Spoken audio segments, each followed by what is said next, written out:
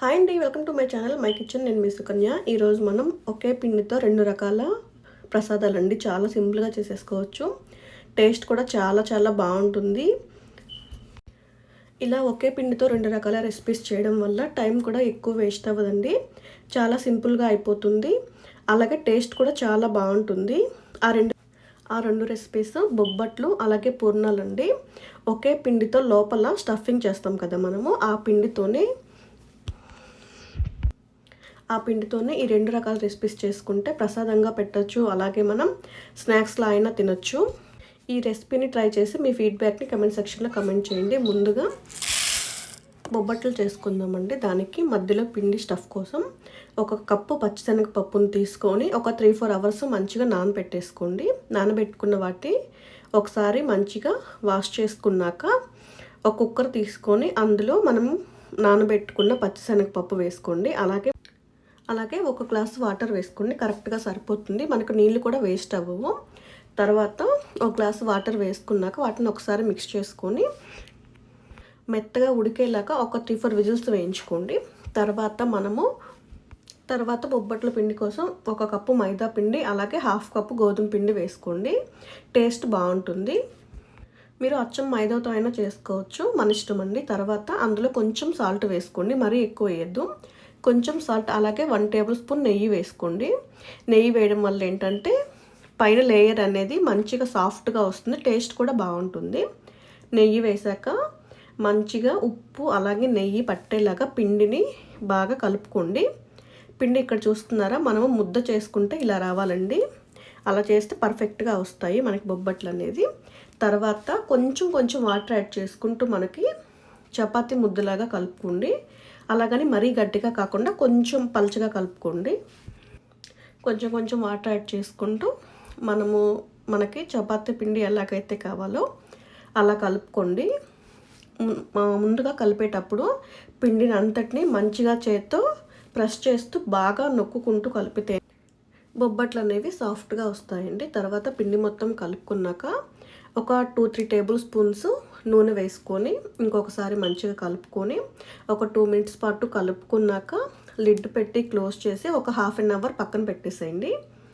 ఇలా పక్కన పెట్టడం వల్ల ఏంటంటే పిండి అనేది మంచిగా సాఫ్ట్గా అయిపోతుంది. తర్వాత కుక్కర్ మూత తీసి చూస్తే మీకు ఇక్కడ కొంచెం వాటరే కనపడుతుందండి. ఎక్కువ వాటర్, మనం పోసిన వాటర్ కరెక్ట్గా సరిపోయాయి. తర్వాత ఇక్కడ నేను మిక్సీలో కాకుండా స్మాషర్తో మంచిగా స్మాష్ చేసుకొని స్టవ్ మీద పెట్టాను. ఎప్పుడు ఒకేలా కాకుండా ఇలా ఒకసారి ట్రై చేయండి, టేస్ట్ కూడా చాలా బాగుంటుంది. మిక్సీలో వేయడం కన్నా ఇలా చేయండి, పర్ఫెక్ట్గా ఉంటుంది. తర్వాత బెల్లంకి 1 కప్పు పచ్చిశనగపప్పుకి 1 కప్పు బెల్లం వేసుకోండి. తర్వాత స్టవ్ ఆన్ చేసుకొని మనం సన్నగా తరుక్కున్న బెల్లాన్ని వేసేసుకోండి. తర్వాత బెల్లం వేసాక ఒకసారి 2 మినిట్స్ పాటు మంచిగా కలుపుకోండి. తర్వాత బెల్లంలో వచ్చే వాటర్ అంతా మంచిగా ఇంకిపోవాలండి. ఇక్కడ నేను చూపిస్తున్నట్టు బాగా మంచిగా ఇంకిపోవడం వల్ల బెల్లం అనేది ఆ పచ్చిశనగపప్పు పట్టి మనం తినేటప్పుడు టేస్ట్ బాగుంటుంది. తర్వాత మంచిగా ఉడుకుతున్నప్పుడు 1 టేబుల్ స్పూన్ యాలకుల పొడి వేసుకోండి. యాలకుల పొడి వేయడం వల్ల టేస్ట్ బాగుంటుంది. తర్వాత చూసారా, ఆల్మోస్ట్ ఇక్కడ వాటర్ అంతా ఇంకిపోయిందండి. ఇన్ కేస్ మీకు ఉడికేటప్పుడు కొంచెం బబుల్స్ లాగా పడితే పైన కొంచెం కుక్కర్ లిడ్ అనేది లైట్గా క్లోజ్ చేసుకొని పెట్టుకోండి. చూసారా, ఆల్మోస్ట్ ఇక్కడ వాటర్ అంతా అయిపోయింది. మీకు ఎక్కడ అడుగు అంటలేదండి. అడుగు అంటకుండా చాలా నీట్గా పర్ఫెక్ట్గా వస్తుంది. మొత్తం అయిపోయాక లాస్ట్లో పెద్ద గరిటెతో 1 టేబుల్ స్పూన్ నెయ్యి వేసుకోండి. ఇలా నెయ్యి వేయడం వల్ల ఏంటంటే పిండి ఎక్కడ అంటుకోకుండా మనము పిండి బయటకు తీసినప్పుడు మొత్తం ఈవెన్గా వచ్చేస్తుంది. తర్వాత నెయ్యి వేసాక ఒకసారి మంచిగా కలుపుకొని స్టవ్ ఆఫ్ చేసుకోండి. స్టవ్ ఆఫ్ చేసేసుకొని మనం కలుపుకున్న బొబ్బట్ల పిండి మొత్తాన్ని ఒక ప్లేట్లోకి వేసేసుకోండి. ప్లేట్లో వేసుకొని ఒక పావు గంట పాటు ఆరబెట్టేసుకోండి.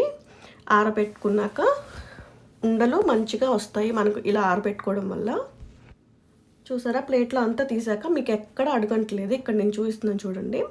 తర్వాత పిండి మొత్తం మంచిగా ఆరిపోయాక ఇక్కడ నేను చూపిస్తున్నట్టు పిండి ముద్దని ఇట్లా ఉండల్లాగా చుట్టుకొని పెట్టేసుకోండి. మనకి బొబ్బట్లు ఎంతైతే తీసుకున్నామో దానికి తగ్గట్టు మైదా పిండి ఉండ అనేది తీసుకోవాలి.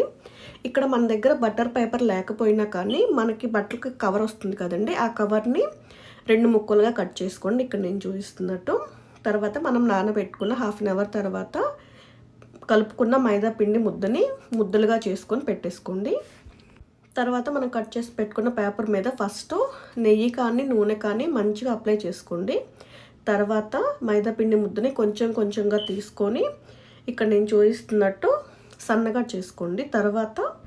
తర్వాత మనం ఉండలు చుట్టుకున్న పచ్చిశనగపప్పు ముద్దని అందులో వేసేసుకొని అందులో పెట్టుకొని చుట్టూ ఇక్కడ నేను చూపిస్తున్నట్టు రోల్ లాగా చేసుకొని చుట్టూ పైన వచ్చిన ఎక్స్ట్రా ఏదైతే ఉందో పైన వచ్చిన దాన్ని తీసి పక్కన పెట్టేసుకోండి. తర్వాత కొంచెం కొంచెం నెయ్యి తీసుకుంటూ ఈవెన్ చేత్తో అయినా చేసేసుకోవచ్చండి. ఇక్కడ నేనైతే చపాతీ కర్రని యూజ్ చేస్తున్నాను. కొత్తగా చేసే వాళ్ళైతే ఇట్లా నేను చూపిస్తున్నట్టు చపాతీ కర్రని యూజ్ చేయండి. చాలా సింపుల్గా అయిపోతుంది. చూసారా, చాలా మంచిగా వచ్చింది, అలాగే పలుచగా కూడా వచ్చింది. ఒకసారి ఇలా చేసి చూడండి. తర్వాత దోశ పైన పెట్టుకొని హీట్ చేసుకున్నాక మనం చేసుకున్న బొబ్బట్టుని అందులో వేసేసుకోండి. వేసుకున్నాక వెంటనే కదపొద్దండి, ఎందుకంటే విచ్చుకొని పోతుంది. కొంచెం ఒక 2 మినిట్స్ ఆగాక కొంచెం నెయ్యి అప్లై చేసుకుంటూ బొబ్బట్టుని మంచి కలర్ వచ్చేదాకా బాగా కాల్చుకోండి. అప్పుడే టేస్ట్ బాగుంటుంది.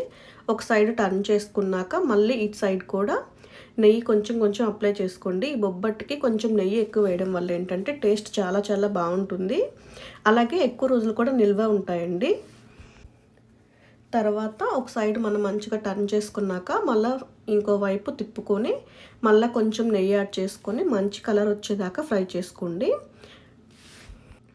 ఫ్రై చేసుకున్నాక ఒక ప్లేట్లోకి తీసేసుకోండి. తర్వాత మిగతా మనం చేసిన బొబ్బట్లన్నీ కూడా ఇలా ఒక్కొక్కటిగా నెయ్యి వేసుకొని కాల్చుకోండి. అంతే అండి, చాలా సింపుల్గా అయిపోతుంది. టేస్ట్ కూడా చాలా చాలా బాగుంటుంది.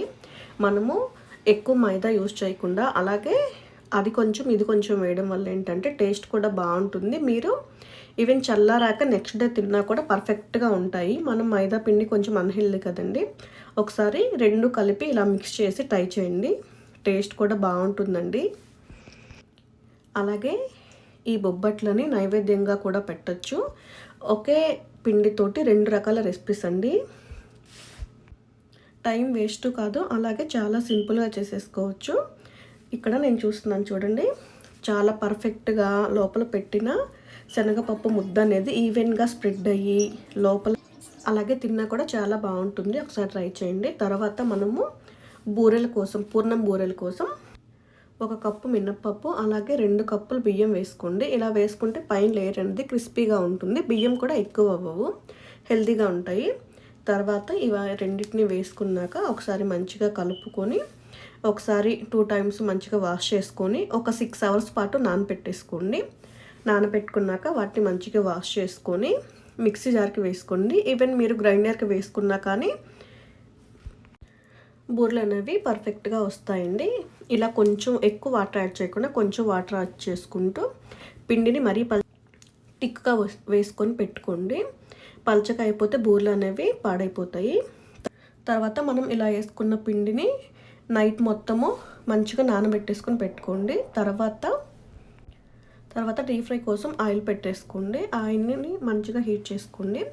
తర్వాత మనం వేసుకున్న దోశ పిండిని ఒక బౌల్లోకి తీసుకోండి. ఎందుకంటే మనకి మొత్తం అంతా పట్టదు కాబట్టి కావాల్సినంత ఒక బౌల్లో వేసుకొని పెట్టేసుకోండి. ఎంత కావాలో అంత వేసుకోండి. ఈ పిండిలో మనం ఎక్కడ వాటర్ యాడ్ చేయమండి. ఈ పిండి కొంచెం గట్టిగా ఉండాలి. మనం వేసుకున్నప్పటికన్నా ఇప్పుడు చూసినా చాలా గట్టిగా ఉంది పిండి. తర్వాత అందులో కొంచెం సాల్ట్ వేసుకోండి, ఎక్కువ వేయద్దు. జస్ట్ మన పైన లేయర్ చప్పగా ఉండకుండా ఉండడానికి కొంచెం సాల్ట్ వేసుకోండి. అలాగే కొంచెం క్రిస్పీనెస్ కోసం కొంచెం వంట సోడా వేసుకోండి, చాలా కొంచెం. తర్వాత వేసుకున్నాక ఒక స్పూన్ తీసుకొని మొత్తం అంతా బాగా కలుపుకోండి. ఇక్కడ మనం ఆల్రెడీ చేసుకున్న ముద్దలు ఉన్నాయి కదండి, అవి ఒక ప్లేట్లోకి తీసుకొని పెట్టేసుకోండి. తర్వాత ఒక్కొక్క పిండి ముద్దనే తీసుకొని ఆ దోశ పిండిలో మంచిగా డిప్ చేసుకొని చిన్నగా ఇక్కడ నేను చూసేస్తున్నట్టు చాలా చిన్నగా వేసుకోండి. ఆయిల్ మరీ ఎక్కువ హీట్ చేసుకోవద్దండి. ఎక్కువ హీట్ చేయడం వల్ల ఏంటంటే పైన లేయర్ అనేది తొందరగా ఎర్రగా వచ్చేస్తుంది. అలాగే లోపల పిండి అనేది ఉడకదు. కొంచెం హై టు మీడియం ఫ్లేమ్లో పెట్టేసుకొని కొంచెంగా వేసుకుంటూ పూర్ణాలని వేసుకోండి. చాలా జాగ్రత్తగా వేసుకోవాలండి. మనము జాగ్రత్తగా వేయకపోతే లోపల పూర్ణం అనేది చితికిపోయి ఆయిల్ అంతా వేస్ట్ అయిపోతుంది. ఇక్కడ వేసుకున్నాక వెంటనే స్పూన్తో కదపకుండా ఒక 2 మినిట్స్ అయ్యాక అటు ఇటు టర్న్ చేసుకుంటూ మంచి కలర్ వచ్చేదాకా ఫ్రై చేసుకోండి. ఒకవైపు టర్న్ చేసుకున్నాక మళ్ళీ సెకండ్ వైపు కూడా ఓ గంట పెట్టి కదిపేయకుండా కొంచెం కొంచెం అటు ఇటు టర్న్ చేసుకుంటూ ఈవెన్గా కాలేదాకా ఒకసారి బాగా కలుపుకోండి. చూసారా మంచి కలరు చాలా చాలా బాగున్నాయండి. తర్వాత మనకి చుట్టుపక్కలంతా ఈవెన్గా కాలడానికి ఇక్కడ నేను చూపిస్తున్నట్టు గరిటెతో ఒకసారి పైన గరిటెతో అలా అనడం వల్ల ఏంటంటే ఈవెన్గా ఆయిల్ అంతా స్ప్రెడ్ అయ్యి కలర్ ఈవెన్గా వస్తుంది. తర్వాత మంచిగా ఫ్రై అయ్యాక వాటిని ఒక బౌల్లో వేసేసుకోండి. అలాగే మిగతా వేగిన వాటన్నిటిని కూడా పూర్ణం బూరెలే 2 లేదా ఒక్కొక్కటిగా తీసుకుంటూ ఒక బౌల్లో వేసుకోండి. చూసారా చాలా సింపుల్గా అయిపోయి పూర్ణం బూరెలు అండి. చాలా చాలా బాగుంటాయి. తర్వాత మిగతా పిండిని కూడా అలాగే వేసేసుకోండి. పూర్ణాల్లాగా మంచి కలర్ వచ్చేదాకా ఫ్రై చేసుకొని సర్వ్ చేసుకోవడమే. అంతే అండి. ఇవి అమ్మవారికి రెసిపీగా పెట్టొచ్చు. అలాగే మనము ఈవెన్ స్నాక్స్ టైంలో కూడా చేసుకొని తింటే చాలా చాలా బాగుంటాయి. అలాగే టేస్టీగా కూడా ఉంటాయి. ఒకసారి మీరు ఒకే పిండితో ఈ 2 రెసిపీస్ని ట్రై చేసి మీ ఫీడ్బ్యాక్ని కమెంట్ సెక్షన్లో కమెంట్ చేయండి. తర్వాత బూరెలన్నిటిని మంచిగా ఫ్రై చేసుకున్నాక ఒక ప్లేట్లోకి సర్వ్ చేసుకోండి.